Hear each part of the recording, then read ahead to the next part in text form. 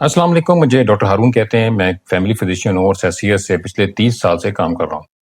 नाज़रीन, जैसा कि आपको पता है कि ब्लड प्रेशर एक बहुत ख़तरनाक मर्ज़ है और इसकी वजह से दिल के अमराज़ के साथ-साथ और भी बहुत सारे मसाइल खड़े हो सकते हैं। नाज़रीन, लेकिन बहुत कम लोग जानते हैं कि ब्लड प्रेशर का ताल्लुक दिमाग और गुर्दों के अलावा इंसान की साँस से भी है। यानी अगर आप गहरी साँस लेंगे, तो आपका ब्लड प्रेशर नीचे हो सकता है, कम हो सकता है। लेकिन अगर आप शैलो ब्रीथिंग करेंगे, यानी कि सतही किस्म की साँस लेंगे, जिससे आपके दिल की रफ्तार तेज़ हो जाती है और आपके खून की नालियाँ सिकुड़ जाती हैं, तो उसकी वजह से ब्लड प्रेशर बढ़ सकता है। ये दो तरफ़ा मामला है।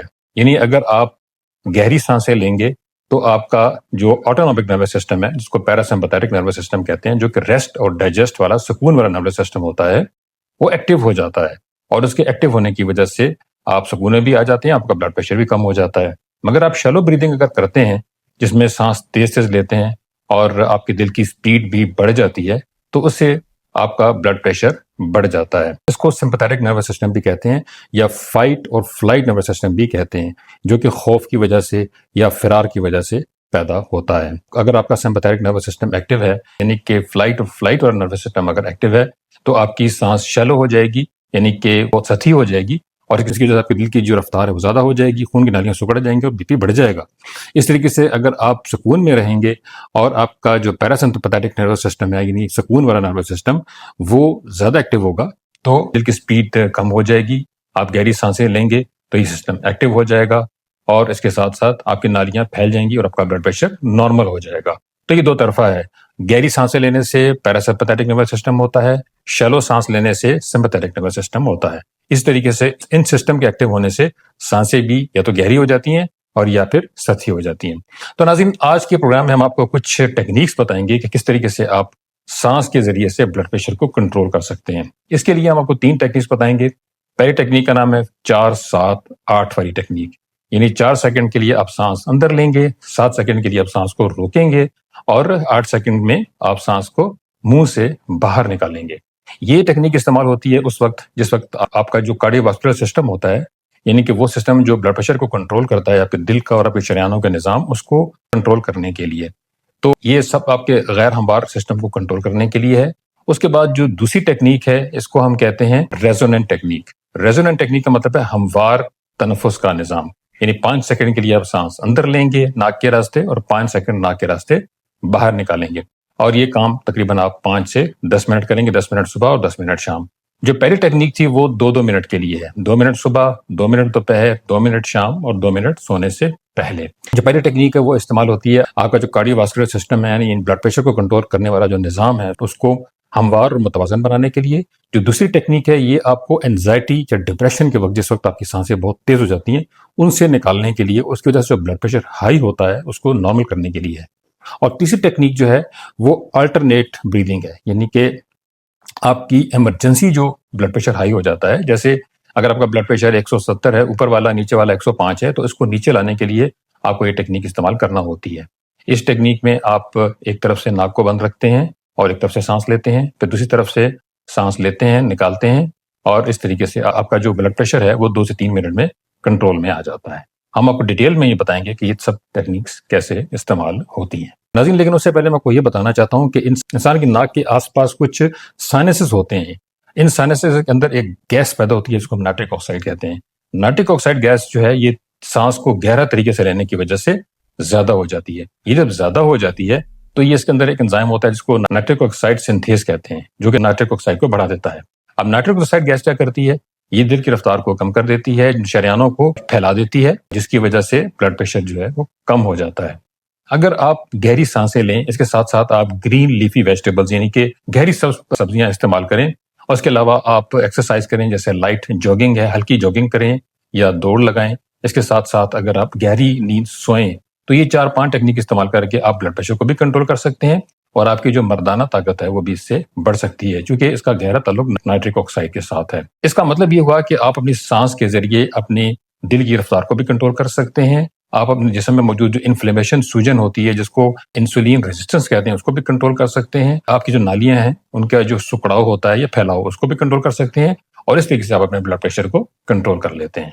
तो नाज़रीन, सबसे पहले मैं आपको कुछ टेक्नीक्स बताऊँगा। सबसे पहले मैं आपको वो टेक्नीक बताऊँगा जिसकी वजह से आप अपने दिल की स्पीड और अपनी शरेयानों का जो फैलाव है उसको कंट्रोल करते हैं। और इस तरीके से आप अपना जो ऑटोनॉमिक नर्वस सिस्टम होता है यानी पैरासिम्पैथेटिक और सिम्पैथेटिक उससे कंट्रोल करते हैं। आप इसको देखिए, मैं आपको बड़े आस्ते से सब टेक्नीक समझाऊँगा, इसको आप सीखिए, इस पर अमल कीजिए। ये भी हुआ है कि इसकी वजह से बहुत से लोग जो दवाइयाँ खा रहे थे ब्लड प्रेशर की, वो उनकी दवाइयाँ छूट गई हैं।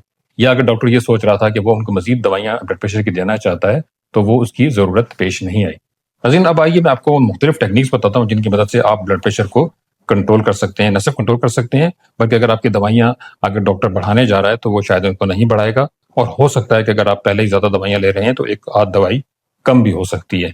तो सबसे पहले टेक्नीक जो है, उसको हम कहते हैं 4-7-8 टेक्नीक।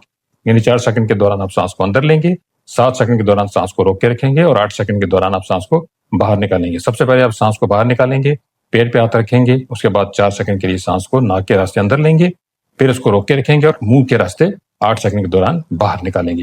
ये एक्सरसाइज आप 2 मिनट सुबह, 2 मिनट दोपहर, 2 मिनट शाम और 2 मिनट रात सोने से पहले करेंगे। और ये एक्सरसाइज आप अपना जो कार्डियोवास्कुलर सिस्टम होता है, यानी कि आपके दिल और आपकी शरायनों पर मुश्तमिल जो निज़ाम जो ब्लड प्रेशर को कंट्रोल करता है, उसको हमवार बनाने के लिए और असाबी निज़ाम को कंट्रोल करने के लिए, खासतौर पे जो खुदकार असाबी निज़ाम होता है, यानी ऑटोनॉमिक नर्वस सिस्टम को कंट्रोल करने के लिए ये बहुत मौसर है। तो आप देखिए, मैं आपको ये करके दिखाता हूँ।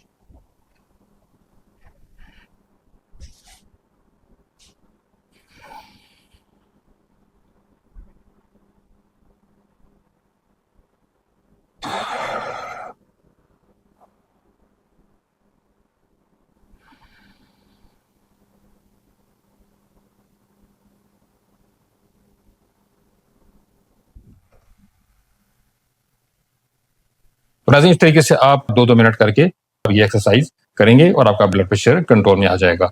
अब जो अगली एक्सरसाइज है, वो हम एंग्जायटी में इस्तेमाल करते हैं। यानी कि अगर आप इम्तिहान देने के लिए जा रहे हैं या आप किसी वजह से परेशान हैं या पब्लिक परफॉर्मेंस के लिए जा रहे हैं या आपको कोई भी किसी किस्म की एंग्जायटी या खौफ है, जिसमें आपका ब्लड प्रेशर हाई हो गया है, तो ये एक्सरसाइज आपका ब्लड प्रेशर सिर्फ 2 मिनट में नॉर्मल कर देगी। और ये बहुत सिंपल है। इसमें आपने 5 सेकंड के लिए सांस को नाक के रास्ते अंदर खींचना है और 5 सेकंड के दौरान सांस को नाक के रास्ते ही बाहर निकालना है। 10 मिनट ये एक्सरसाइज सुबह करेंगे, 10 मिनट ये शाम को करेंगे और आपका जो ब्लड प्रेशर है 2 से 3 मिनट में नॉर्मल हो जाएगा। बाज़ औक़ात एंग्जायटी के दौरान ब्लड प्रेशर 150-60 और नीचे वाला 90 या 100 तक हो जाता है। इस एक्सरसाइज की वजह से बहुत जल्दी नॉर्मल हो जाता है।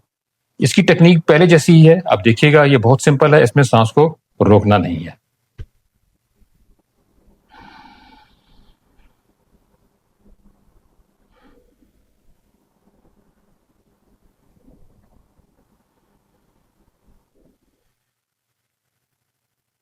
इस तरीके से आप ये एक्सरसाइज जो है 5 मिनट सुबह और 5 मिनट शाम को करेंगे। खास बात यह है कि ये एक्सरसाइज आपने 2 से 3 माह लगातार करनी है। इसके बाद भी आप अगर करते रहेंगे, तो इंशाल्लाह आपकी दवाइयाँ छूट जाएँगी। जो तीसरी एक्सरसाइज है, इसको हम अल्टरनेट नेज़ल ब्रीथिंग कहते हैं। यानी पहले हम नाक के एक साइड को बंद करते हैं और दूसरी तरफ से सांस लेते हैं, फिर दूसरी साइड को बंद करते हैं और पहली तरफ से सांस लेते हैं। तो आप इसको देखेंगे तो आपकी समझ में आ जाएगा। सबसे पहले हम राइट साइड को अंगूठे की मदद से दायां जो नॉस्ट्रिल है या दाएं जो नथना है उसको बंद करेंगे और लेफ्ट साइड से 4 सेकंड के लिए यानी 4 सेकंड के दौरान सांस को अंदर खींचेंगे। उसके बाद इसको रिंग फिंगर से बंद करेंगे और इसको खोल देंगे राइट वाले नथने को और जो लेफ्ट साइड से सांस लिया था वो 4 सेकंड के दौरान हम दाएं तरफ से बाहर निकालेंगे। फिर दाएं तरफ से 4 सेकंड के दौरान हम सांस को अंदर लेंगे, फिर इसको बंद करेंगे और लेफ्ट साइड यानी हमारी जो बाई साइड है, बायां नथना है, उसे 4 सेकंड के दौरान बाहर निकाल देंगे। इस तरह ये एक साइकिल मुकम्मल हो जाएगा। इस एक्सरसाइज को आप 5 मिनट सुबह, 5 मिनट शाम को करेंगे और ये एक्सरसाइज इमरजेंसी में इस्तेमाल होती है। ये ब्लड प्रेशर की जो इमरजेंसी हो जाती है, उसमें इसका इस्तेमाल किया जाता है। मान लें अगर आपका ब्लड प्रेशर 170 या 175 है और नीचे वाला जो है वो 105 है, तो सिर्फ 3 मिनट के दौरान आपका जो ब्लड प्रेशर है वो ऊपर वाला 140 और नीचे वाला 90 तक आ जाएगा। यानी आप हाइपरटेंसिव क्राइसिस से या हाइपरटेंशन वाली जो इमरजेंसी होती है उससे बाहर निकल आएंगे। तो एक मरतबा इसको देखिएगा।